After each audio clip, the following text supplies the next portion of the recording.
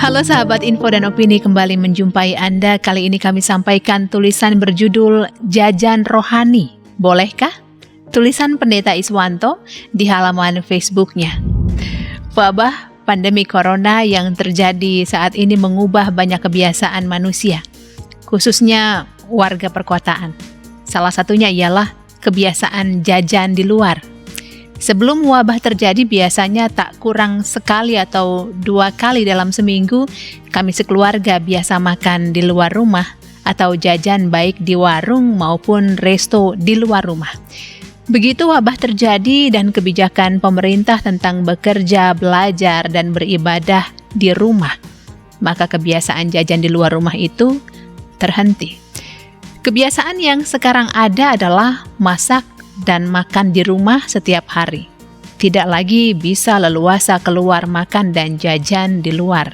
Tetapi sebaliknya berbeda dengan hal rohani.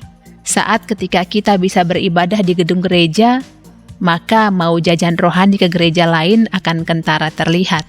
Sedang sekarang, saat semua gereja dilarang mengadakan ibadah di gedung, maka gereja berlomba-lomba mengadakan ibadah virtual. Ibadah dalam bentuk streaming lewat kanal-kanal media online.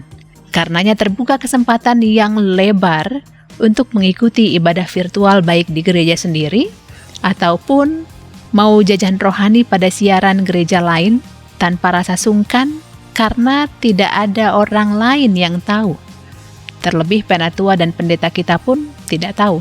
Bolehkah jajan rohani mengikuti ibadah virtual gereja lain di hari-hari kita seharusnya kebaktian? Tulisan ini, renungan ini tidak hendak menjawab masalah boleh tidaknya sahabat, hanya memberikan catatan untuk kita ketika kita memilih untuk jajan rohani dalam pengertian mengikuti ibadah virtual dari gereja lain yang bisa jadi tidak seajaran maupun sealiran dengan kita, maka kita harus tetap punya prinsip bahwa tidak semua hal bisa kita telan mentah-mentah. Ibarat seperti kita jajan di resto fried chicken, maka tidak semua makanan tersedia kita telan. Ada bagian-bagian di mana kita tidak perlu atau bahkan tidak boleh memakannya, seperti tulang. Dan mungkin bagi sebagian lain kulit ayam. Atau seperti kita makan kepiting di Chinese food, tidak semua bagian kita makan.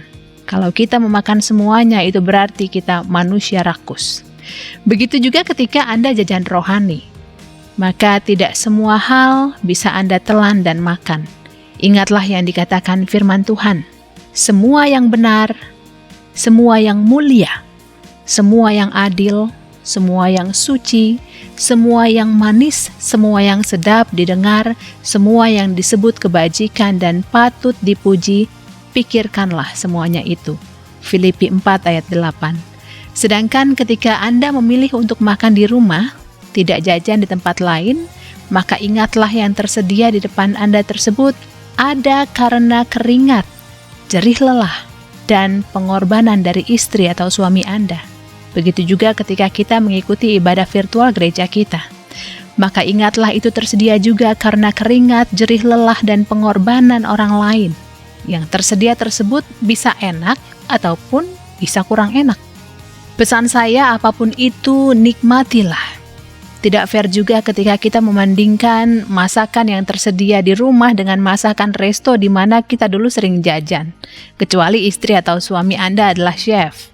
Jadi ketika kita pilih untuk memakan masakan di rumah sendiri, apapun itu, nikmatilah. Jangan pernah mencela. Lebih gawat lagi kalau mencela melalui medsos. Bayangkan, yang masak istri atau suami kita dan rasanya menurut kita kurang enak. Kita tidak sampaikan secara langsung kepada dia, tetapi kita pasang status di media sosial. Masakan di rumah kurang asin. Apa yang terjadi? Maka yang terjadi adalah ambyar. Saat-saat ini dengan wabah yang ada, kita bukan saja dilatih untuk sabar, tabah, dan kuat, melainkan kita juga dilatih dalam kedewasaan rohani. Sahabat, orang-orang yang dewasa terlihat dari sikap hidup dan tindakannya.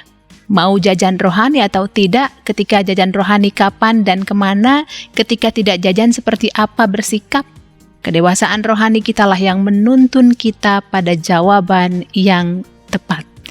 Pendeta Iswanto menutup tulisannya ini dengan mengutip Ibrani 5 ayat 14. Tetapi makanan keras adalah untuk orang-orang yang dewasa, yang karena mempunyai panca indera yang terlatih untuk membedakan yang baik daripada yang jahat. Demikian info dan opini kali ini, sahabat. Anda memiliki komentar? Silakan sampaikan melalui kolom komentar. Terima kasih sudah meluangkan waktu Anda bersama kami. Sampai jumpa.